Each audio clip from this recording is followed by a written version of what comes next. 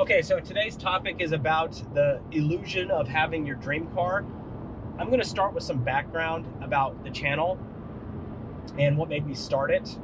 And this will require some vulnerability on my part. That may not be easy, so if I stumble or mutter over my words or whatever, I'm not going to edit it out either. So I really just want you guys to know that I'm a human just like you. I make mistakes.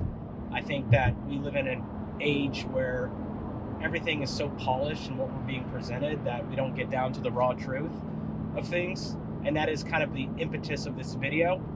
And the impetus of the channel is about why I started it. Really started with like the Corvette, specifically the Z06, being roughly $150,000 with some options as a symbol of success for some people. Obviously, it's not the upper echelon of success. It's not the top, 0.01% of wealth or anything. I mean, sure, some of those people might have one, but it's a symbol that captures what most people aren't unable to achieve. And to me, that is the biggest impetus of what started the channel, was using that symbol as a source of inspiration for people like me who are looking to take that next step and achieve whatever it is they want out of life. And I wanted to start this channel to talk about with people who've had success stories and have really kind of made their way through, I guess, the corporate ladder or some type of really big challenge or challenges in life. And I certainly can say that's been my story, and I'll share some of that maybe here later in this video or later in this channel. Don't know where I'm going to go with this exactly yet, but anyway, so I wanted to use the Z06 as that kind of progression, that step to show like, okay, you've now attained what most people can't or choose not to. That's fine, as long as you have the choice. That's the important part, right? Can you or can you not? You choose not to. There's a lot of things I could do that I chose no, or I chose to say no to. Cars is not one of those things. It's actually one of my weaknesses, but or strength, depending on how you look at it. So I think where this starts is going back to what I was saying earlier, which is this whole age of information, right? I'm really distrusting of information I'm being presented. I'm going through YouTube and I'm seeing a ton of content producers show their cool cars or show what the truth is, or some news channels talking about what happened. And I feel that my intense skepticism keeps increasing. And I'm just resistant to taking information that's online, and I'm just kind of learning to see for what it is. Edited, cut out videos, and behind the scenes, there's a lot that happens that you don't see. Everybody's so polished, everybody's so refined, everybody is so, hey, look, this is all you got to do. 3 easy steps to make your Mega Millions, and 3 easy things that you need to know that'll boost your channel. Look, I'm really wrestling internally with how to grow this channel. There's a lot that I'm going through that I don't think people really demonstrate a lot, which is, look, right at the time of this video, I have 26 subscribers on this channel. I had another YouTube channel that has about 10,400 subscribers, some change. I don't post content. I haven't posted content on that channel for years. And those aren't really massively successful channel. I guess that channel is not a massively successful channel. It is success. It's relative. Anybody can call that success. 1 subscriber success. Someone likes what you have to say, but it's not in any upper echelon of YouTube content producers. So where I guess I'm going with this is I feel that the biggest issue is this magic bullet to getting where you want to go. And everybody, that's in a gross exaggeration, by the way, everybody, but a large number of people on content are fighting for attention. They create the most beautiful thumbnails. They do all this extra to get your attention. It's like grabbing attention. Everything is attention seeking right now. And this is why I really want to talk about this dream car illusion too. It all kind of adds up. And the core message is that it's easy. I think that's where everybody's getting the frustration. I know I've felt that frustration, that it's easy. the stuff is easy, everything is easy, all you got to do is learn these 3 steps and you're going to make millions of dollars, you're going to have millions of subscribers. But that's not the case. I'm wrestling with this YouTube channel right now, 26 subscribers, and I don't exactly know where to go. That's the truth. I don't know. Do I want to make car content? Yeah, I do. But I also don't want to just be like, look at my cool car, because I don't want it to be a bragging channel. I never wanted that. That was never the intention behind it. I bought this car for me. I told my wife that this car is a me thing, and it is. It's a me thing. And though it captures that symbol of success in some ways, I wanted to use that as an impetus for someone to say that, hey, you can do it too. Whoever's watching this video, you have goals, dreams, aspirations, you can do it too. But don't believe that shit online. Three easy steps? No. 10 things you didn't know that's going to make you rich? No. Okay?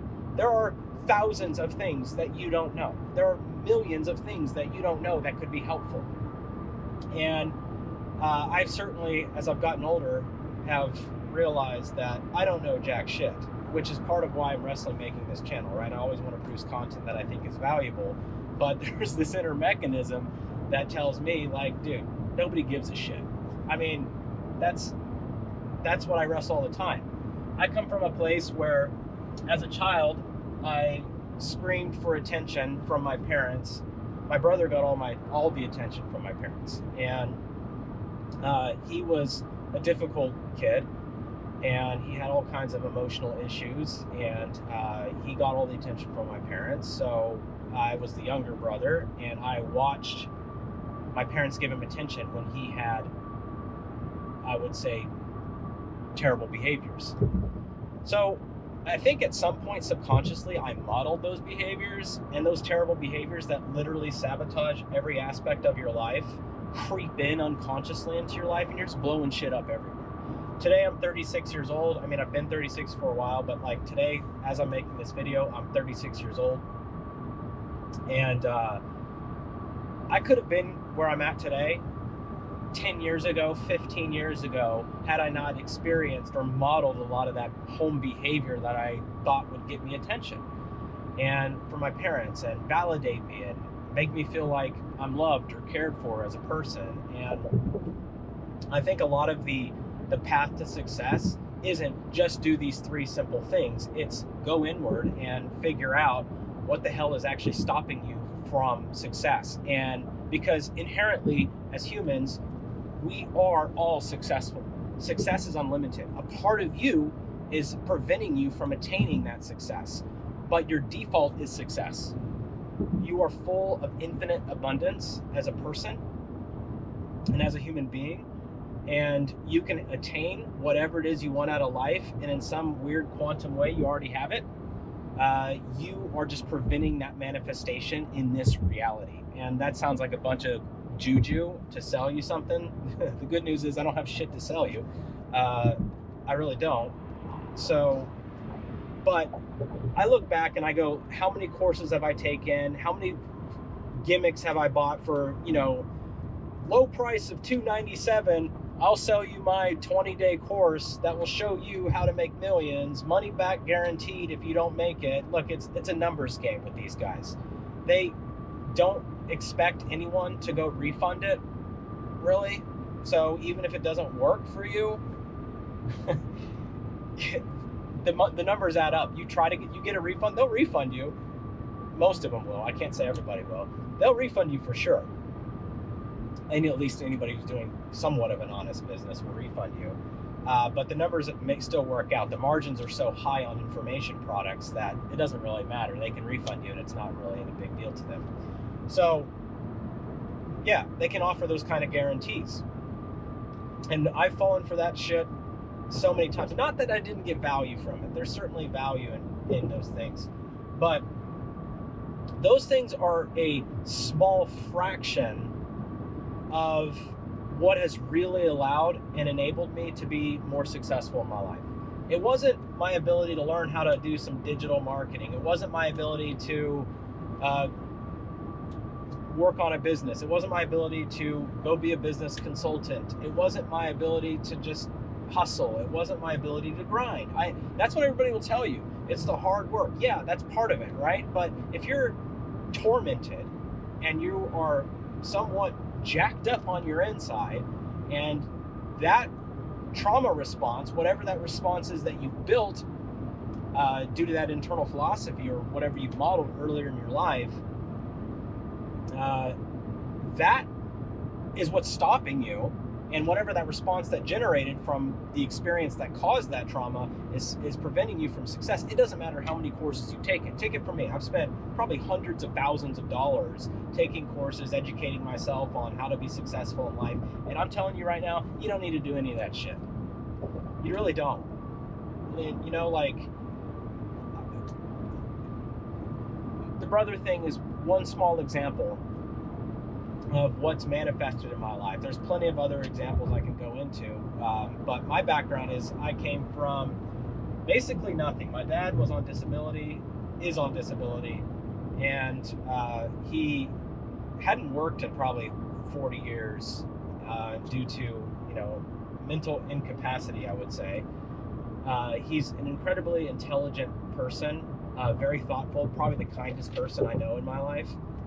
He's the most generous person, and he's got some really good traits, but he is also his own worst enemy, and that did not work out well for him as far as, you know, financially. The good news is my dad is very not interested in anything material, doesn't care at all. As long as he has any kind of meal, he's happy.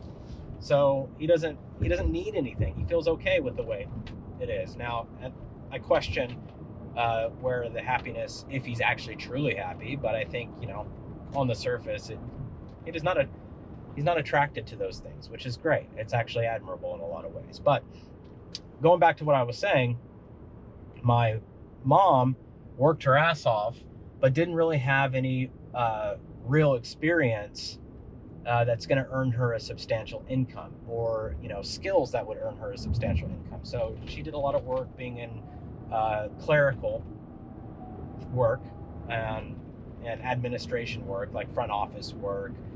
She worked her ass off, and that's probably where I got my work ethic from, to be honest, is my mom. So I have that to be thankful for. She busted her ass, but I mean, I remember when she got, you know, she made $30,000 a year, and that was exciting for her. You know, and she was basically carrying the whole family, my brother, myself, my mom. But I never really saw my mom, so I kind of learned how to raise myself in a lot of ways. And of course, that's pretty painful. And, you know, as a kid, you can't be expected to know what the hell to do. So basically, the philosophy I inherited was, we're screwed. I mean, that's the summary of it. I'm screwed, you know, never going to make a lot of money, and that's kind of what I've had to resist my whole life. So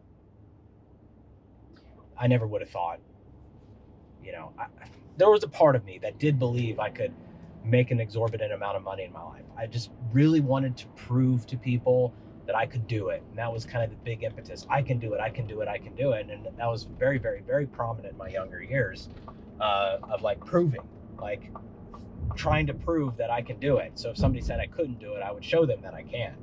And that was a huge impetus for me. Hang on one second. I'm just driving aimlessly right now. I don't even know where the hell I'm going.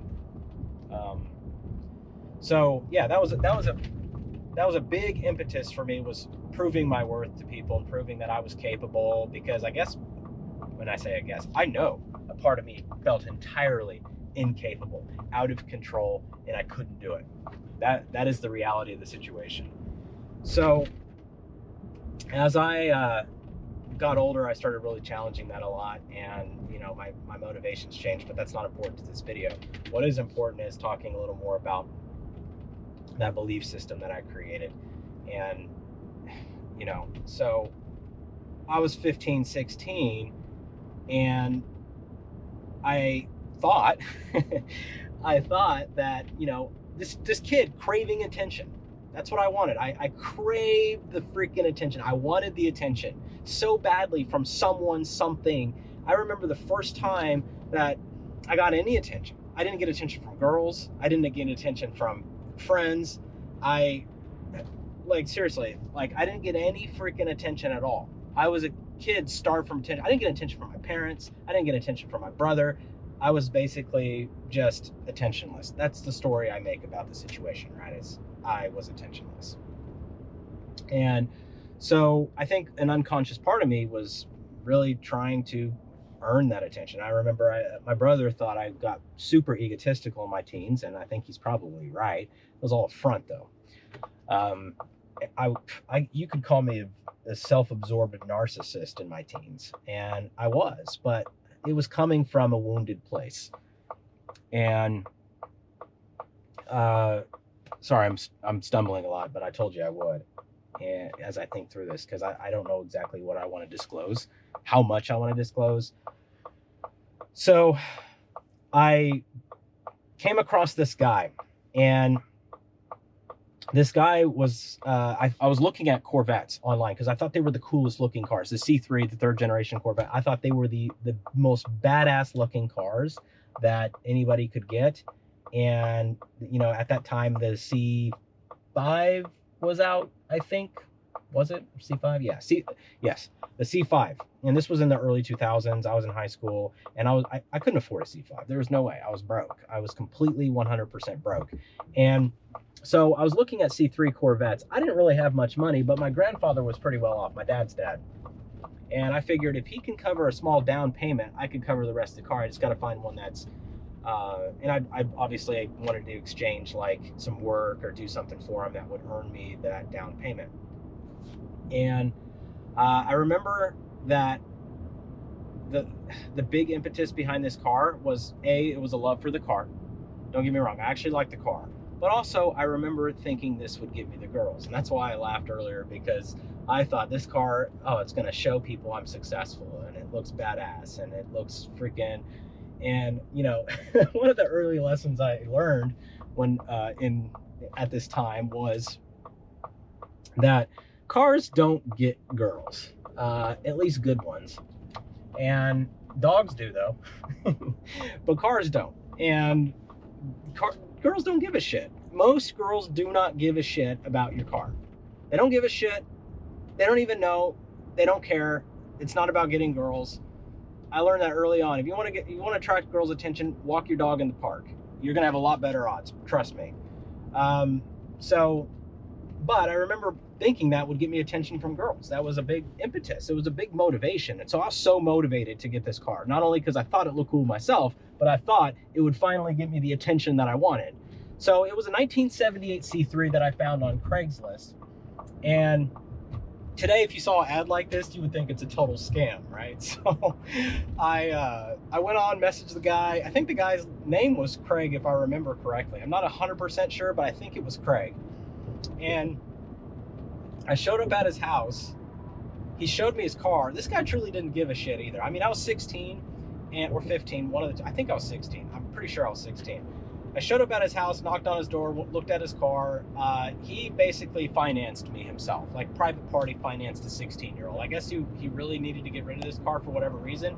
I remember the payment was like, I don't know, $150, $200 a month. The car price was $5,000. He sold me this car for $5,000, financed me, no paperwork, no title, nothing. I don't even think he gave me the title. Or maybe he gave me the title immediately. I can't remember. But what I do remember is I showed up at his house every month. My grandfather denied me the down payment, by the way, so I don't remember how I got that either. I was working at the time. I could have saved up for it, or I could have worked something out for Craig. I don't know if my parents subsidized me. I don't remember exactly how I came up with that, but I know I paid it all off from whoever loaned me the money. That was a big value of mine, was making sure that I paid the people off who loaned me money. So anyway, he financed me. And I laugh about it now because who in the right mind today would finance a 16-year-old with no paperwork? And I don't even think he asked for my driver's license. I don't think he had a clue who I was. And I thought I was the luckiest kid alive. I got all excited, and I really thought it was like my dream car at the time. And of course, I still would find myself looking at Ferraris and Z06s and all this and whatever else. But anyway, so I got this car, and now I think I'm the shit, right? I'm the coolest guy that ever fucking walked block, and I pull up to school in this car, and I'm feeling like full of myself with no experience, barely know how to drive a manual. I mean, it was just a number of things that were a problem. And I had zero self-insight to recognize that I was attempting to solve a problem that was unconscious. And so throughout my life, this pattern continued. I'd feel this super urge, this desperate obsession to fill this void that, I guess, you know, a hungry ghost, I guess it's what it's called. And it's like, no matter what, I just keep trying to fill the hungry ghost. And it was not the C3 after a while, it was something else. It was some amount of money that I thought would make me better. And I kept going through this, some other amount of money that would make me feel better, and some other amount of money. And as I went through these income tiers, it never got better. It got worse, actually. I felt more obsessed. I felt like I needed more and more and more and more. And I went through my C3, and then I eventually got a C6. And but this part of me that was operating in the darkness or in the shadow started, as I got older, I started having a lot more experiences that would make this come out, and it started shining some light on this unconscious part of myself. And as I go inward and continue to work on this is where most of the healing work has done, and then the income comes. See, I don't know how the hell I got the opportunities that I got. You know, like I do on a spiritual level, but as far as like life, I didn't do anything to get these opportunities to earn the income that I earn today. And that's the recipe. It's like all the classes I took, all of that, yeah, I'm sure they prepped me from a hard skill standpoint, but that is like 1% of the effort that I put in. What I did do on a spiritual level is go inward and allow these things to allow myself to become the person who attracts these things by getting out of my own way. So the grand point here is that I hope to aspire to make this channel one of inspiration and a source of truth. And I don't want to do a lot of video editing and cutting out things to look refined. I need to be relatable. And I want to be relatable because I know so many people out there are struggling now more than ever. When I was 16, shit was hard. Now shit's even harder. Like, I live in Austin, Texas. If you don't make $150,000 in Austin, Texas on an annual level, you are struggling out here. The cost of living is high, the cost of food is high, inflation is killing everyone, property tax is high, you can't even buy a home. I mean, it's intensely hard. And as an employer, it's hard, right? I got people that are barely inexperienced fighting to make six figures, and they have zero experience. They're like entry level. Why the hell would I pay someone 6 figures for an entry level job? So yes, part of me is empathetic, but at the same time, it's like the value prop is not fair to the business. And at the end of the day, that's how you go bankrupt, right? You go belly up. You can't afford to pay employees who can't deliver that amount of value. So it puts everyone in a tight spot. But I can tell you, these are the problems that we shouldn't be worrying about as much. They do exist, and it's an invitation from life to think of new ways to solve these problems. But what I will say for sure is the biggest invitation is to go inward and challenge yourself. I'm in my own standard. Yes, I'm a successful person. I think I'm successful in both the spiritual sense, I think in a health sense, I think in a relationship sense. I experienced quite a bit of success, but this success was a gift. It was a gift given to me at birth. It was not a gift that I earned. It was not a gift or something I acquired. And I think that was a huge illusion for me that I've started to really like pull back the curtain and experience. Was success was already there. And as I continue to go inward and move myself out of the way, it comes to me. And that has been the biggest thing that is going to, I think, change anyone's trajectory. You want any car, you want a house, you want the lifestyle you want, you have to get out of your own way. And I mean, I guess that's cliche. And, you know, I do have a fear as I'm going through this, that this long rant, nobody's watching this shit. I don't even know how valuable it'll be. Hopefully I'll chop it up into shorts, but I have a lot of doubt. I have a lot of self-doubt. I have self-doubt about this channel. I have self-doubt about myself in a lot of capacities. I have self-doubt from where I am today, from where I was, 10 years ago when I was working on my other channel. I felt more successful then in some ways. Parts of me felt a lot more successful. Logically I know and rationally I know that it was sort of an ego projection of what I wanted to be seen as, but I feel now that, there's always the doubt that I have to keep working on, and they're all invitations, right? And I experience a lot of anxiety. It's not like I'm going out here and I'm just enjoying this dream life with this cool car and I'm presenting some facade to you. I am a regular person. I work a job. I am not some successful entrepreneur who sells bullshit information products online. I am an entrepreneur, but I'm not some guy that's just gonna, tell you that it's 3 magic bullets to hit what you want. This shit is complex. Your pain, your trauma, your self-sabotage is incredibly complex, and what makes it even harder is the shit's unconscious. Some days I wake up and I'm feeling like a lot of anxiety, and I can look around and I can be so grateful for so many things, but my body feels the anxiety, and eventually that kind of like pulls my mind into it, and that's troubling.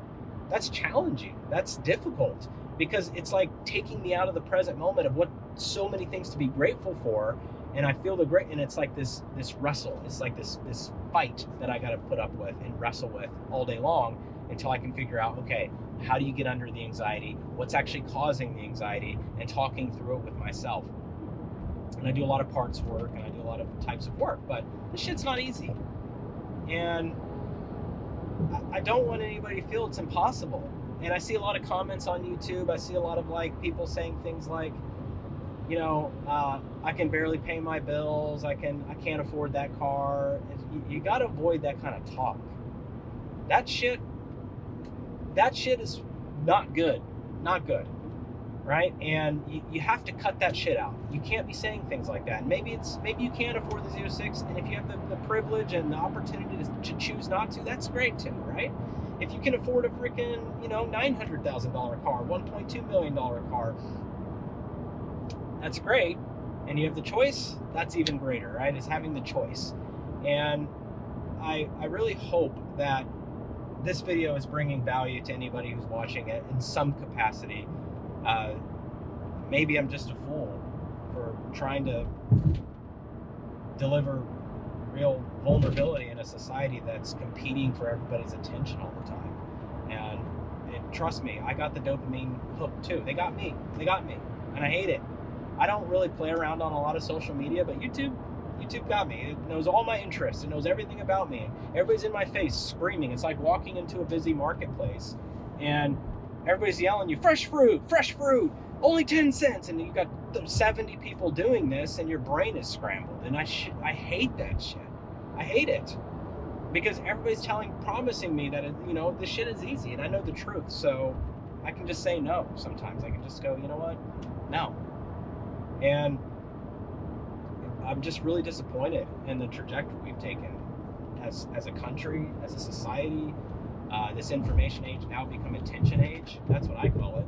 It's not even really about information anymore. It's about attention.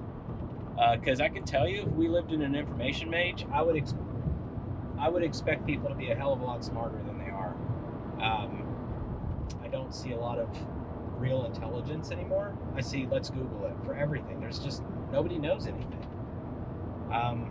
It's sad. It's really freaking sad. I feel sad for where we're at. I feel sad for where we come from and how we've wound up here. We're crippled. We're intellectually crippled, and more importantly, back to the mantra of this video, I guess the motif or what I'm trying to get at is the underlying theme, is we're emotionally crippled.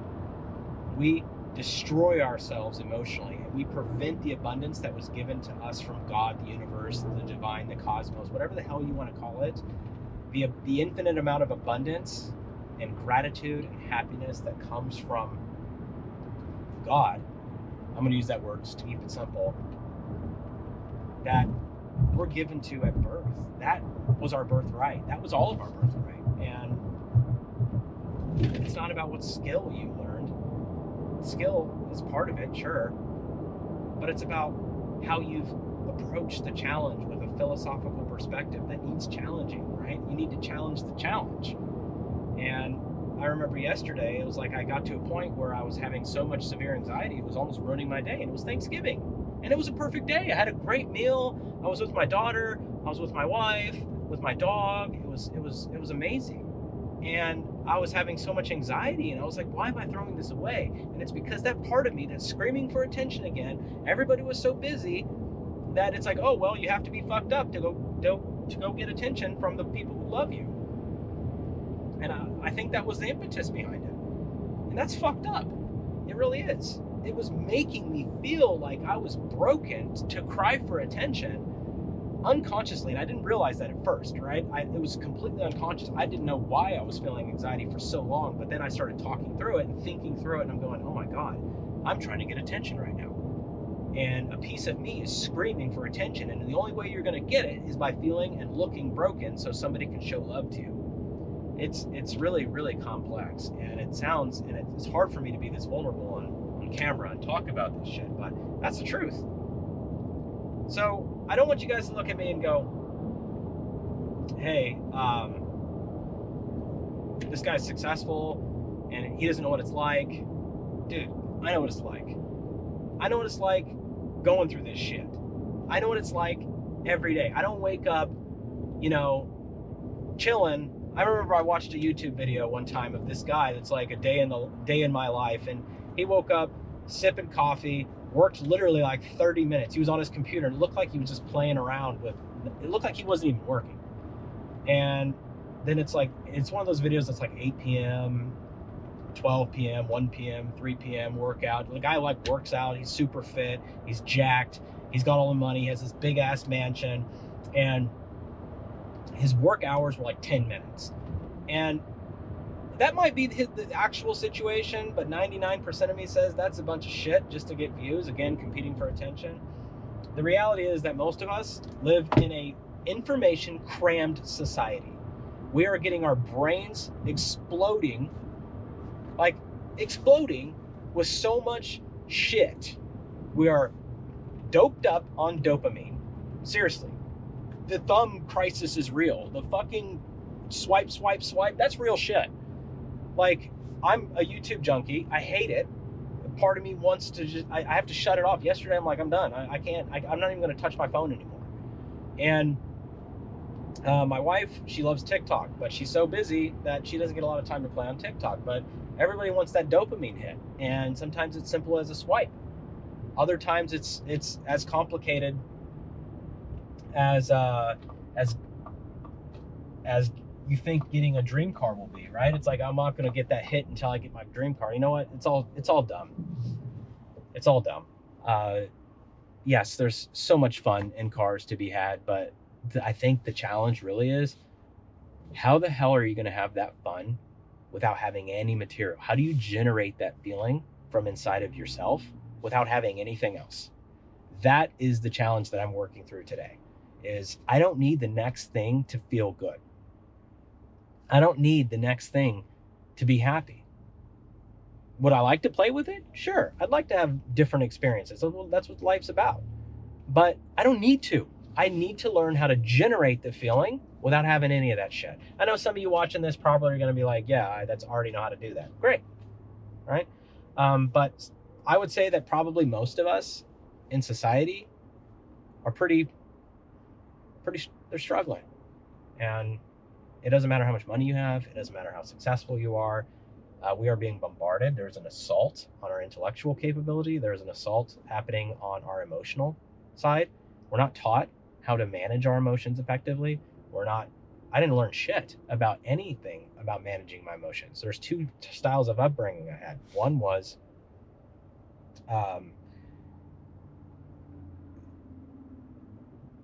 the younger version of me. One was more like, in my early youth, stop acting that way. And it's not good behavior, or I'm just going to let you act that way and you have no consequences, and whatever the case. And then the second way is don't be a little bitch, and just shut it down. Both of those are very poor ways to handle the emotional the emotions I was feeling, and putting my emotions in check and learning how to actually appreciate and love everything that my body is experiencing is the lesson behind all of that. And I have no doubt that I'll continue to see more and more success, because as you remove the big shadow blockers in your life, the success will come.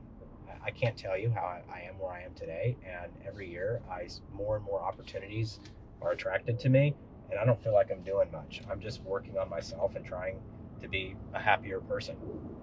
And I think that's where the real value is how do I generate these feelings on my own, and how do I continue to feel loved and appreciated by those close to me.